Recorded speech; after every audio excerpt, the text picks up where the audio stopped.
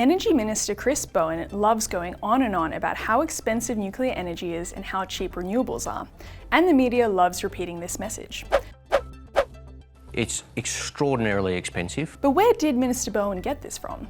It all comes from the CSIRO's annual GenCost report, in which they collaborate with the Australian energy market operator to update the cost estimates of new build electricity generation, storage and hydrogen production with, they claim, a strong emphasis on stakeholder engagement.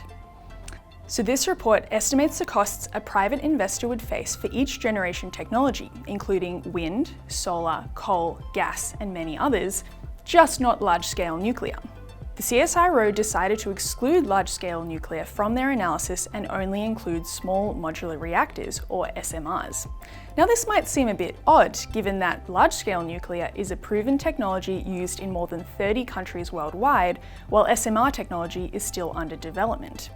In fact, the CSIRO based their SMR cost estimate on a single cancelled project and erroneously included financing costs, which they did not include for any other technology. This greatly overestimated number was used by Minister Bowen and the media when they proclaimed that nuclear is too expensive. So why did the CSIRO decide to exclude a proven technology used around the world from their GenCost report, which is considered by many to be the gold standard in generation technology cost estimates?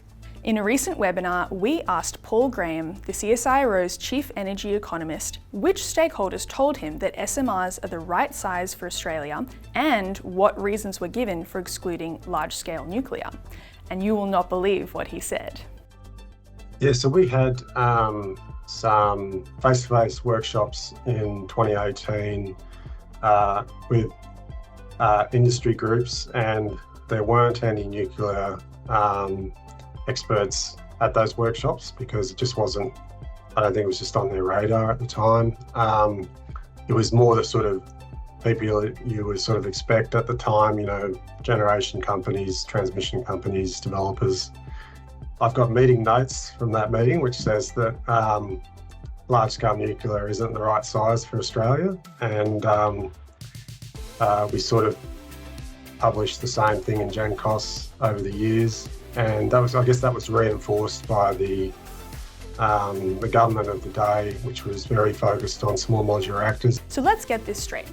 The CSIRO's decision to exclude large-scale nuclear was based on a workshop they ran 6 years ago in which no nuclear experts were present. Because why consult an actual expert when you can rely on the opinions of renewables, coal and gas investors?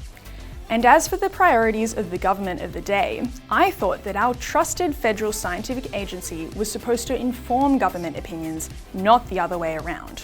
The fact that the CSIRO claims to place a strong emphasis on stakeholder engagement is a complete joke, and this is shown most clearly by what Paul says next. And yeah, we didn't get a lot of feedback saying, you know, we were on the wrong path, so we continued on to that. This is not true at all. We know for a fact that the CSIRO did receive feedback that they were on the wrong path. In the 2021 GenCost consultation, Nuclear for Climate Australia questioned the exclusion of large-scale nuclear from GenCost despite reasonable cost estimates being more readily available for this technology than for SMRs. And then in the 2023 consultation, a former Director of Engineering at ANSTO raised the same concern.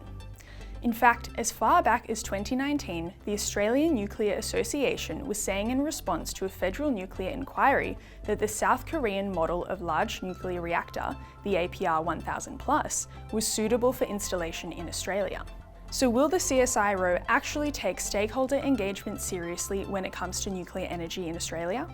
In order to maybe do a large-scale nuclear, there's a few things we'll have to work through. This question of whether it is appropriate size for Australia. And then if you thought it was, how would you come up with an Australianised number? A couple of things that we'd have to think through. So we'll do some more thinking on that. Paul's commitment to do more thinking on this doesn't exactly fill one with confidence. But at the end of the day, if the CSIRO refuses to include large-scale nuclear in their GenCost report and won't use more than one overestimated data point for SMRs, they should just drop nuclear energy from the GenCost report altogether. Do the analysis properly or don't do it at all.